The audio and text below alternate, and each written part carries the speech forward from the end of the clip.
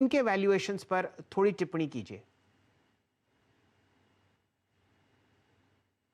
मेरा यही कहना था, उससे भी ज्यादा पावरफुल है ये ख्याल जी। रखिए आप। देखिए क्या है कि जो इंडियन टेक, जो हम जो Infosys, TCS, Wipro, HCL tech की बात करते हैं, जो 95 96 में चालू हुए, और जो अपॉर्चुनिटी था उस समय जब 95 से 2000 जो हुआ, उसमें देखिए it was time constraint opportunity.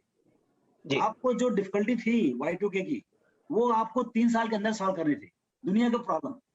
तो उसके कारण से क्या है, यहाँ पर आपको सस्ते में जो इंजीनियर्स मिले, दुनिया खोज के निकाली, और सब कंपनी ने बहुत पैसे कमाए। बट वो opportunity to start with, it was only for 3-4 years, and बाजार में उसका बड़ा तूफान हुआ। हम्म? ये जो अभी अपॉर्चुनिटी है, जो ऑनलाइन हो रहा है, जो ई कॉमर्स हो रहा है, डिजिटल हो रहा है, दुनिया, the world is becoming village, world is becoming flat, ये सब चीज जो है ना, ये बहुत बड़ा अपॉर्चुनिटी है, और बहुत लंबे समय के लिए अपॉर्चुनिटी। तो ये जो कंपनीज बनेंगी, अभी जो कंपनीज बनेंगी, सक्सेस, देखिए कंपनी तो 10 में से एक ही सक्सेसफुल होने वाला है। अभी कौन सा सक्सेसफुल होगा वो हमको नहीं मालूम, वो समय बताएगा। देखिए 95 टू 2000 में भी क्या था, सैकड़ों कंपनी आई, टेक कंपनीज अभी भी लिस्टेड है बहुत सारे, लेकिन बचे 5 ही खाली मिला के। तो बिल्कुल। ये, तो अभी इस बार 100 नहीं आएंगे, इस बार 500 कंपनीज आएंगी। क्या बात। हाँ, और बचेंगे सिर्फ वही 10-15 बड़ी बड़ी कंपनियां और उनके।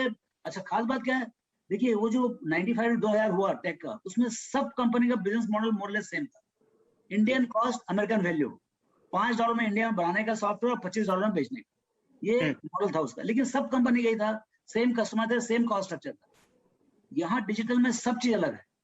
कोई एजुकेशन में कर रहा है, कोई फूड में कर रहा है, कोई मेडिकल में कर रहा है, कोई कोई कहीं कहीं, मतलब बहुत अलग टाइप का चीज, कोई फाइनेंस में कर, फिनटेक, मतलब आप दुनिया का फिनटेक कर सकते हो।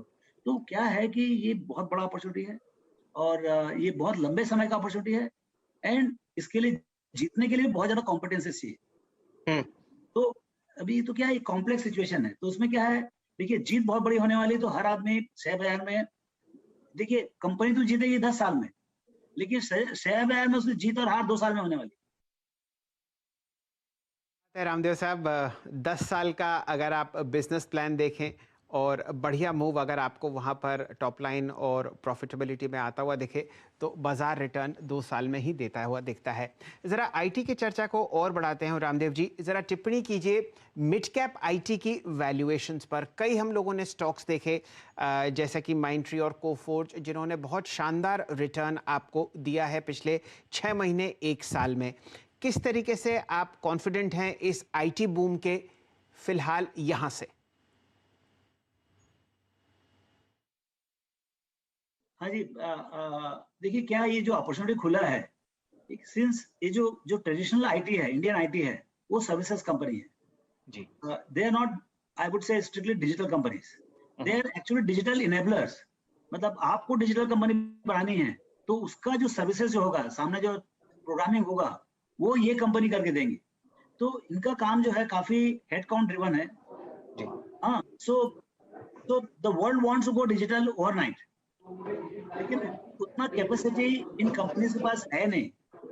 तो ये, मतलब देखिए, जो last year record order booking हुआ, इस क्वार्टर में रिकॉर्ड ऑर्डर बुकिंग हुआ, तो continuously quarter after quarter order booking बढ़ते जाएगा, और उसका एग्जीक्यूशन भी with a lag of 2-3 quarters will also start happening. तो हमको ये क्या, we are uncharted territory in terms of growth. See, company अच्छा है, कंपनी का लॉन्जिविटी अच्छा है, ये सबको मालूम है। आज का वैल्यूएशन क्या है ये भी मालूम है, लेकिन ये नहीं मालूम कि जो कंपनी आज $1 बिलियन की है टर्नओवर, और से $200 मिलियन की प्रॉफिट है, वो 5 साल के बाद 2 बिलियन की होगी या 3 बिलियन की होगी। ये चीज आपको, जिस तरह से आगे बढ़ते आए गाड़ी, ऐसे समझना है। जी, रामदेव जी, अगर हम इस एग्जिस्टिंग रैली को देखें तो यहाँ पर बहुत सारा कंसंट्रेशन जो है वो न्यू इकोनॉमी स्टॉक्स पर है। इंटरनेट शेयर्स चलते हुए दिख रहे हैं, आईटी वैल्यूएशन ठीक ठाक हैं, और यहाँ पर आप बहुत शानदार मोमेंटम देख रहे हैं।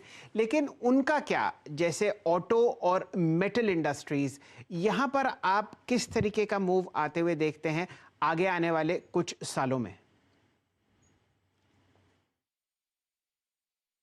अभी देखिए, हम लोग क्या डाइवर्सिफाइड पोर्टफोलियो लेते हैं, तो कोई भी सेक्टर एकदम जीरो नहीं होता है ना।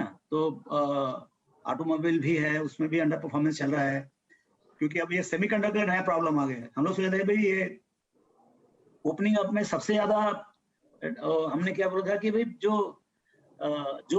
देखिए डेफर्ड कंजम्पशन है। आपको यदि कार खरीदनी है, आपने मान लो पिछले 12 महीने में नहीं खरीदी बिकॉज ऑफ कोविड और समथिंग, तो वो तो आपको आगे पीछे खरीदना ही है। तो जी। हमने सोचा था कि जैसे ही कोविड खत्म होगा तो सबसे पहले पूरे दुनिया लाइन लगाएगी कार खरीदने के लिए, लेकिन कार का प्रोडक्शन ही नहीं हो सकता क्योंकि सेमीकंडक्टर का प्रॉब्लम है।